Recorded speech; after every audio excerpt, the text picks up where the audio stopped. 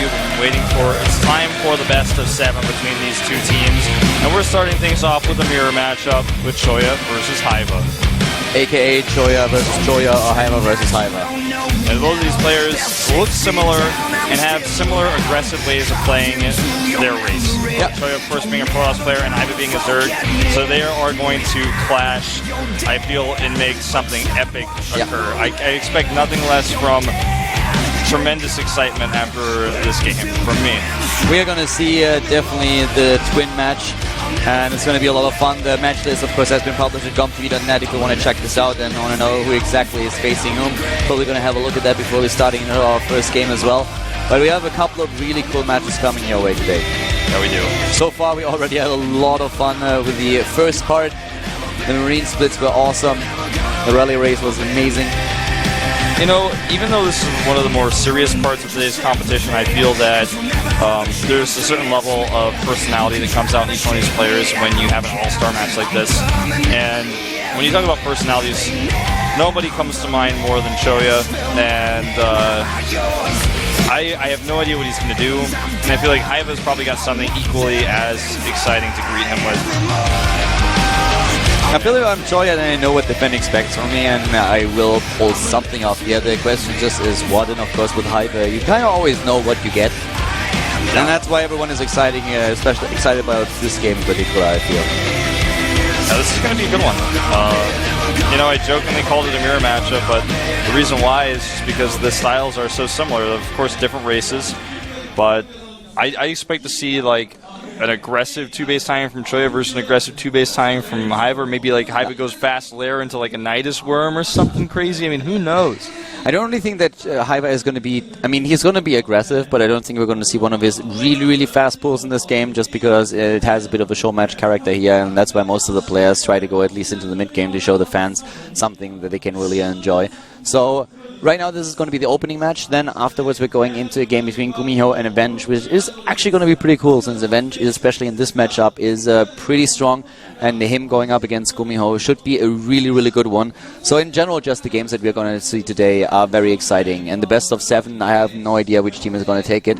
So far Team Blue is looking really strong, well, we'll see. And I have to say, there's definitely some interesting factors that go into this. Like, for example, Gumiho and hyvaa both did pretty poorly in their Baneling splits. So they have some redeeming to do here. The fans picked them. You know, you guys voted. We have these players here now, and they gotta live up to their votes. So Aphrodite, for example, is going up against Leenock, and that's the time when Leenock can then kind of get a bit of revenge for that 2-2 that they played earlier. Would have been hilarious, actually, to also see like maybe Choya going up against Aphrodite after the shots fired that we had. So right now, this is the playing order that we have. We're starting off with Choya versus hyvaa, going into Gumiho versus Avenge, as mentioned before. Game number 3 then will be Innovation, and he has to go up against the Trap. Aphrodite and Leenock are going to play in the 4th set. And then we have Alicia going up against Symbol. Yep. And of course, after that, we will have Golden versus Seed in the ZVP, and Deer up against MMA. So quite the list of matches, and we are going through all 7 of them without a single commercial break, so do not fear.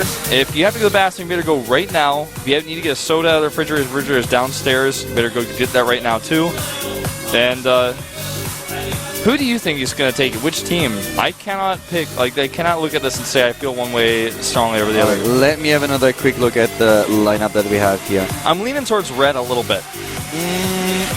I would say that red has a pretty decent chance here, but I would probably say that blue is taking it. I think blue is going to take it. All right. Well, we'll take our imaginary bet on that then. All right. But you and I are both obviously not very strongly leaning one way or the other here. You can see that Choya in his last 5 GSTL matches played, he lost 4 out of the 5. His second to last one played is the only one he was able to take there, and he has a abysmal 40% ratio, and GSTL, of course, is in code B. All right, come on, let's make the bet official. You're going for red, I'm going for blue. The loser pays the bill in the next restaurant. Okay, deal. Right. We'll shake on it on camera, so everybody knows it's real. Well, actually, I guess we might not be on camera again. Whatever. If we are, we will be eventually later, but we'll shake on it when it's over. hyvaa here, our first player for Team Blue, and he's in the Premier League. He's got a decent GSTL win ratio, but like Choya, actually lost 4 out of 5 recent GSTL matches. He's played a lot more recently against a lot better opponents. And actually, his team has been struggling pretty hard this season in GSTL. Yeah, they definitely did. There was not really the start into the team league here that they were imagining when things started. So they was pretty upset with that. Hyvaa himself, one of the few in the team that was actually able to get them a few wins. You know, like, if Hyvaa wants to repair... Oh my god, it's the same person. Yeah, it's crazy. Look at that mirror in the middle of the screen. Now, if Hyvaa wants to prepare for Choya, he's looked up the builds, he's got to like go to the Dusty VODs. We found the lost chipmunk. It's Choya. It's Choya. It's Choya. It's Choya. The last chipmunk man. The last chipmunk. We were looking for him in the GSTL, and that's why we never saw him, because he's wearing the glasses. He was in hiding. He was wearing a suit as well to distract us, but now we know he is the lost chipmunk. Oh my god. Wow. It's him. We finally found him. Elvin, Simon, Theodore, Noblesse, Hyvaa, and Choya. Wow. Wow, it's been decided. Yeah, it's been decided. It is definitely Choya. Oh, he's the old school chipmunk man. Like I said, if Hyvaa wants to study games with Choya, he's going to have to look at the old dusty VODs of like 2010, where all the builds that Choya used no longer even matter or exist. Well, guys, we are going to our first game here in the second part of the GSTL All-Star match. Hyvaa versus Choya. Bets are going on the bench of the players as well. We're going to game number 1 here on Yonsu with Colorful.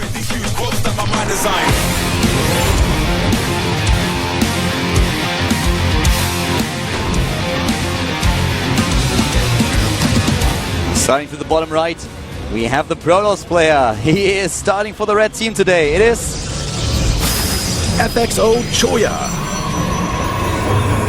FXO Choya. The big smirk here.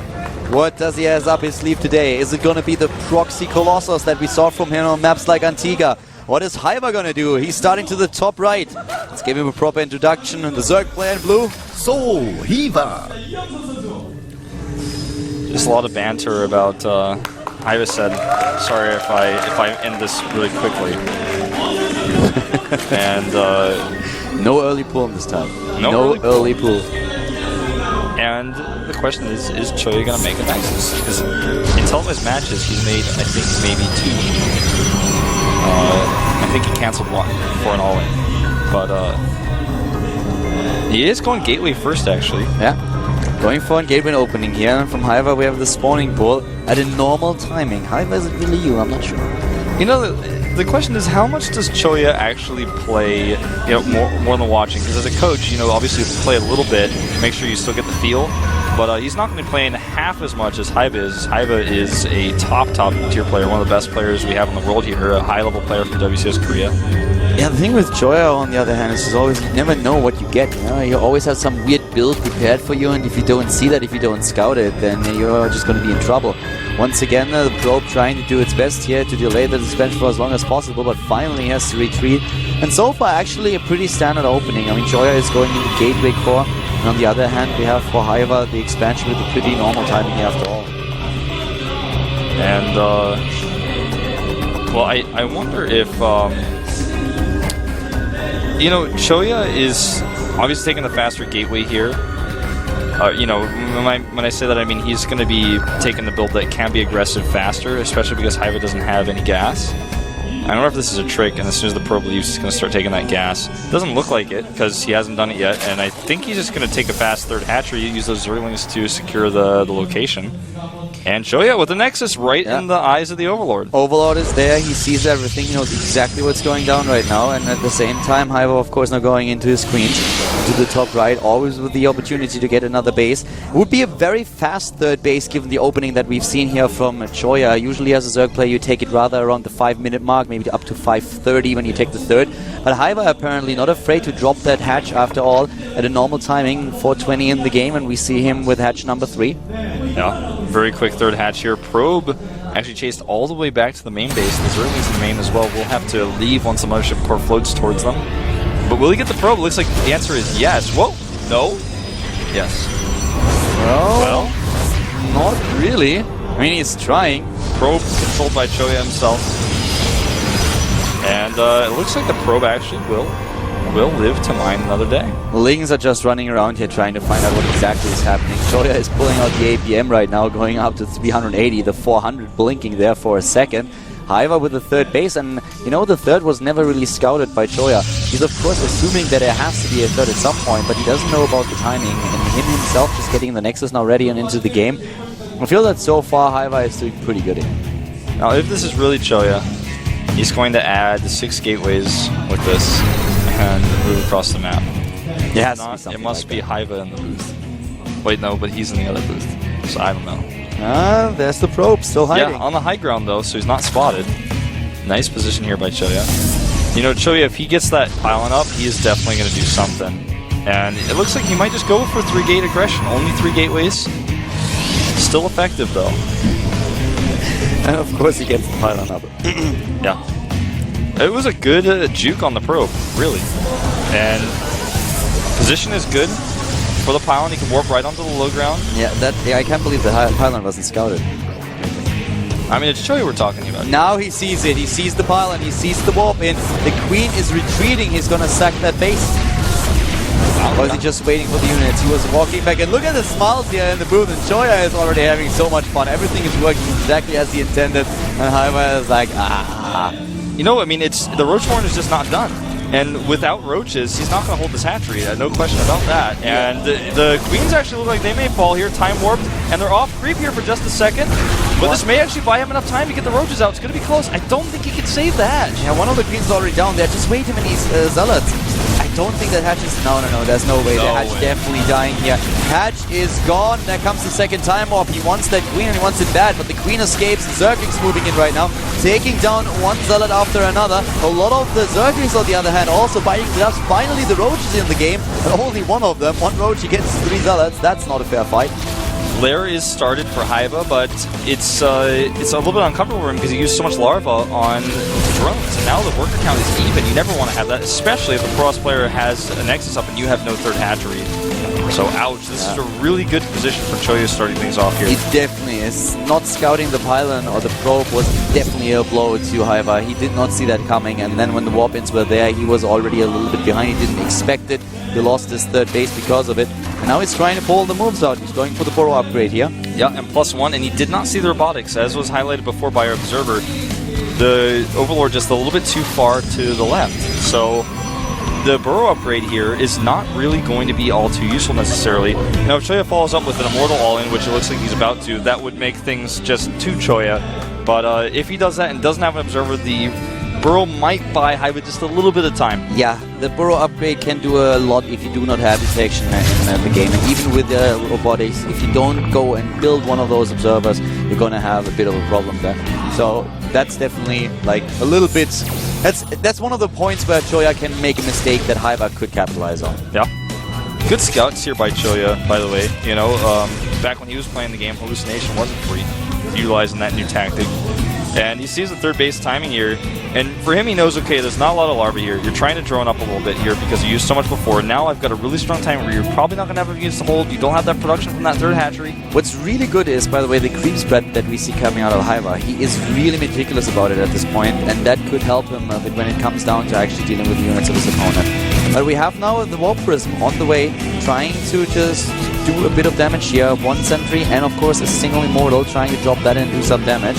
And at the same time, well, the Overlord already spotted it, but we have units walking across the map trying to put some aggression on Choya himself. No observers. Second Immortal queued up instead. Warping in Zealots. Great. Just one sentry, all you need. Trap that Queen. One more shot to do it. And you know this hatchery may fall again with another round of Zealots. The Immortal doing so much damage. He turns around even. He doesn't have speed. He does not have speed here. That was one of the biggest problems. He's gonna save the hatch, but yep, that was definitely scary. And the Warp Prism is still around, so if the Warp Prism moves in again and drops that Immortal, the Immortal could well take out the third. Yeah, he can just continue to drop it, shoot the hatchery once or twice, drop it again, because there's no Queen nearby that's being rebuilt right now. And he's exactly what he's going to do. Kills the rocks here, but back up to the north, he's going to drop it again and start hitting that hatchery once more. He's moving in. There are a few units already in position, but most of them are actually drones. Here comes that one Immortal. And Choya just needs to pick up. Easy. There we go. 353 left there on that hatchery. Meanwhile, third Nexus is going up. I would love to see the hit points on that Immortal. I think it's probably down to like less than 20. Neural Parasite is an upgrade that we haven't seen in quite some time. It's actually really interesting that hyvaa is going for that immediately. You think it's a mistake? No, I don't think so. I don't think that he's going to make a mistake like that, but he's going to lose his third now, as expected, so that's a problem.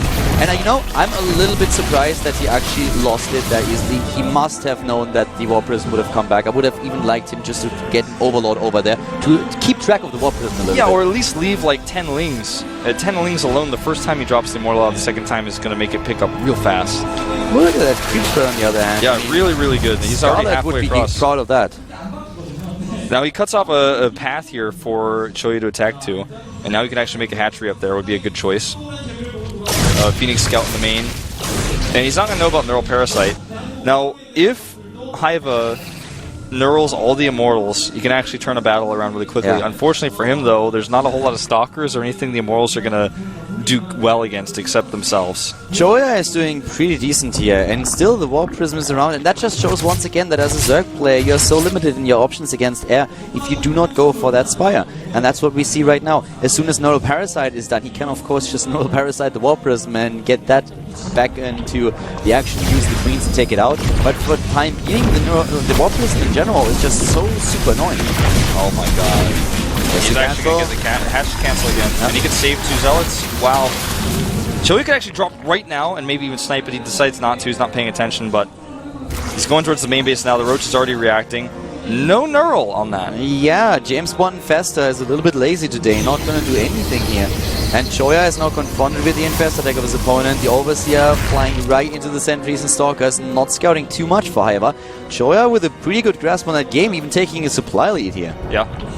This is looking worse and worse for hyvaa all the time here. Now getting the Pathogen Glands upgrades, which really begs the question. I mean, I really don't think that was a mistake, but it didn't come in handy for him, not at all. So, 5 Infestors over here, all starting to build their energy up regardless of not having the upgrade earlier. He has 8 in total now. But Choya has an uncontested third base that he got for free. He's going into Colossus production. He still has those very potent 4 Immortals. Denying creep tumors anywhere he can.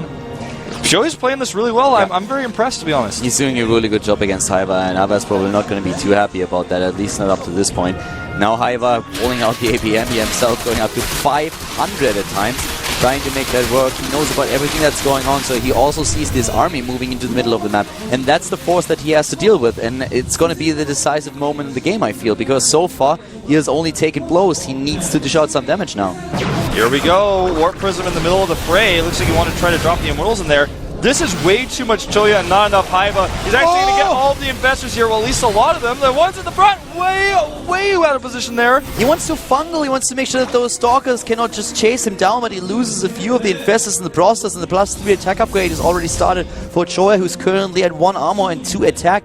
And just in general, I mean, that's the same upgrades that we see for hyvaa here, but hyvaa, he needs a couple of wins. He's trying to cheek in a few of those expansions. That's the cheekiest expansion that I've ever seen. Yeah, I mean, when you're in this type of situation, I don't blame him. And the hatch goes down, no cancel. Great position for these Colossi. There's no way. Even if he neurals one of them, the Infestor's going to die so fast, it's not going to matter. And I think that's about it for this game. Choya takes an early lead and really runs with it. You know, you cannot really undervalue that fast snipe on the third that we saw earlier. That really gave him the very dominant position in this game. Choya currently shows hyvaa pretty convincingly who's the alpha chick monk. And that, I mean, he just took the title of Elvis. That's definitely shown. Yeah. One fungal on 4 Stalkers, not going to change this game. Only Roaches. There's nothing else in this army. A couple of Zerglings, yes, but they're going to be gone in a second. The flank is good. The fungal's not shabby, but still, look at this. This is just Choya demolishing hyvaa. Force Field's really good. No Vipers, no Ultralisk, no Hive Tech. And another fungal. That fungal was really good, but there's a good blink to counter it. He needs to pull those Colossi back, or maybe he doesn't. Maybe he just has too much DPS. Yeah, the damage alone that he's putting out there is just too much. There's nothing to do with those Colossi. There's absolutely nothing. He's just moving in, and Choya is going to take that. I mean, that's a 70 supply lead for a Protoss player. You can't beat that. He's got +2 on all of his units as well, don't forget. So they're doing a massive amount of damage to the 1 Carapace of hyvaa. Also, Choya had his own +1 armor, and he has to type out here. Yeah, this is going to be it. 75 supply against 186. The base is going down. Choya is just cleaning up. This is a cleaning job at this point. Yeah, he's got a smile on his face, well deserved. I cannot wait to see what sort of celebration he's got planned. If he does not have one, I will be shocked. 131 Zerglings died this game, and I think a lot of the pride of Hyvaa died with them. Yeah, Hyvaa can't be too happy about that. A little bit of banner still going on in the chat here, but so far so good for the Protoss player and also for Team Red. Pulling out the first win here. Choya versus Hyvaa. A little bit unexpected. At least the way that he did it. Is that Choya's voice I just heard? Like, I think there's a mic on Choya's voice. I heard a noise, man. Maybe it's just he's reaching through to me somehow, but GG! GG in game. Choya did it. I could have sworn I heard Choya's voice, man. I'm actually getting scared. There he is. What's he gonna do? Who's the alpha chipmunk? I'm the real Choya.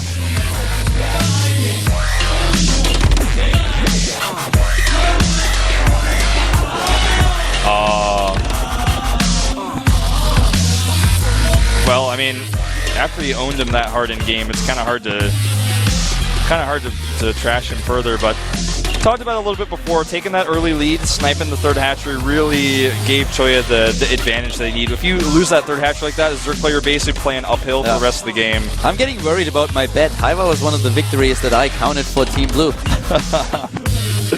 Well, don't you laugh. When Aphrodite takes down Lenog, you'll be like, oh my god, he was right after all. Okay, alright. We'll see. That game may actually not happen. I might beat you before then. Aren't we going through all of the games anyways? I do not know, actually. That's a good question. I hope so. Well, let's see what the response is here from Team Blue. Yeah, I'm feeling like my all kill format thing. I'm like, who's gonna take out Choya? How can they snipe him? But that's not actually what format we have right now. Who would snipe him though? Who do you send out to snipe Choya? Aphrodite. Aphrodite? Yeah.